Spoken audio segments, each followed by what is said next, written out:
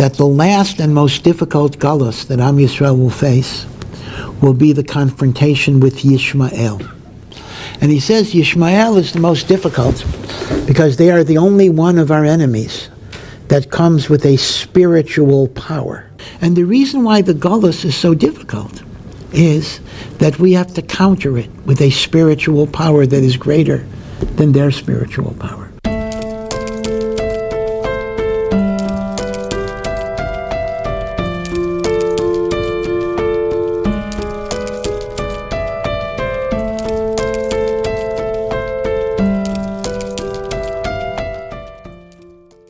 My question is about the war.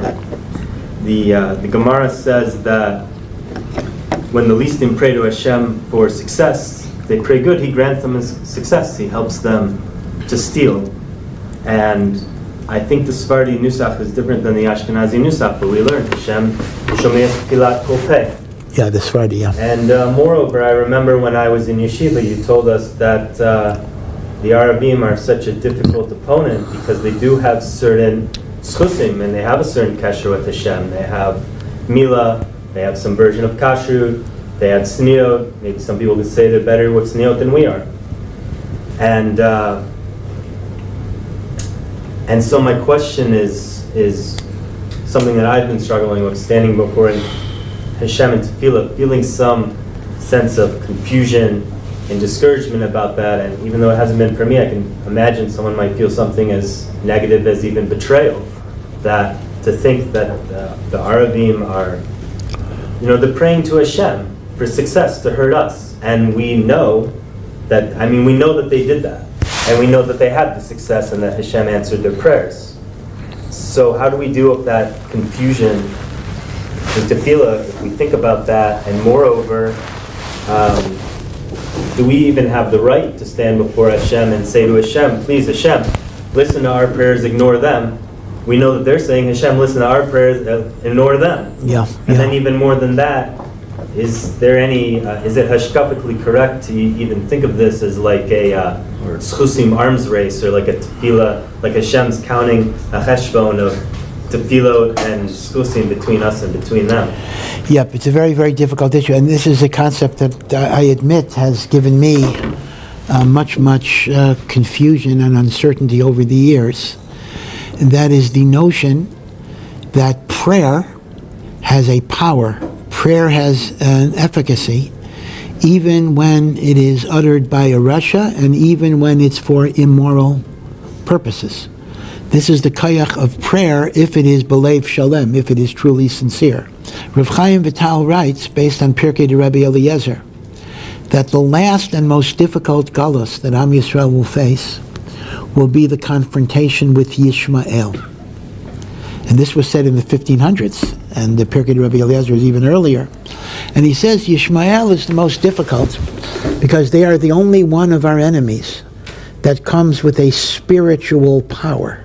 The danger of Yishmael is a much more subtle danger, because Yishmael comes not only with physical brutality, but Yishmael comes with spiritual merits. They are a child of Avraham, they have a koach of prayer, they have a merit of Brit Milah, again, which goes back to Avraham. There is a tznius. And the reason why the galus is so difficult is that we have to counter it with a spiritual power that is greater than their spiritual power. There's no way to stop it, meaning there is no logical way of stopping people who are willing to die for their cause. What, they're threatened with death? Bring it on, because unto hate. That's what I want. But when you have people who don't care if they die, then how are you going to stop them? There's nothing you can do. So really, the statement of Rav Chaim Vital that Golus Yishmael is impossible to defeat by conventional military means, is even true in a simple political way. There's no way. You do your ishtadlus, but there's no particular way that you can guarantee anything. So the dilemma is we need spiritual.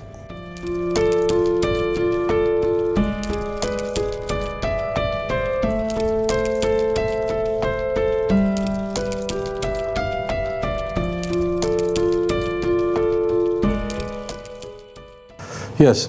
Okay, so Islam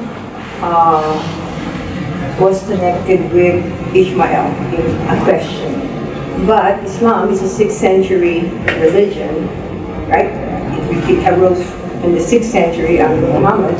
And Ishmael has nothing to do with Islam except that the Arabs were supposed to have adopted him. Okay. So why is it being connected to Ishmael? So it's true that Muhammad was born in the 6th century. He was born in the year 570. When he was 40 years old, his prophetic career began, and it lasted for 23 years. In the Arabian Peninsula, a part of the world that God gave to the Bnei Ishmael, to the children of Ishmael. And although Arabs comprise less than 20% of Muslims in the world, their holy book, the Quran, is written in Arabic, and it did emerge out of an Arabic crucible and an Arabic culture. That is undeniable. And in Indonesia, where there are as many Muslims in Indonesia as there are Arabs in the world. Okay, they are reciting the Quran in Arabic. They might not understand what they're saying, they might not, and more frequently not, they probably don't. And I think that many Muslim leaders regret that. But there is something very interesting about the Bnei Ishmael. We could talk about them for a moment.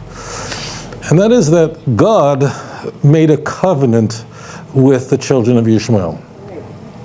Made a covenant with Hagar. God made a covenant with her son. You read Genesis 16. And out of him would come a great nation. Now, just as the survival of the Jewish people is astounding, I mean, there are only 2 biblical nations that are here today, the Jews and the Arabs, the Bnei Ishmael. There are no Viskovs around today. The Vikings are gone. If you want to learn about them, you go to a library, you blow off the dust off a book, and you read about them. That's it. You didn't go to school with them. What is amazing is that for a very long time, from the time of Ishmael's death until the advent of Islam, all Muslims will tell you that the children of Ishmael were in a state of jahiliyyah. Jahiliyyah means stupidity, or absence of knowledge, without knowledge. But they knew that they were Bnei Ishmael. And they never lost that Masorah. It was preserved. That's an amazing thing. That means that God, the Jews were, although many Jews converted out, lost their identity, lost their faith. Of course, the Bible is full of people, Jews like that. But we always had a remnant of Jews who were faithful to God, who were deeply faithful to God.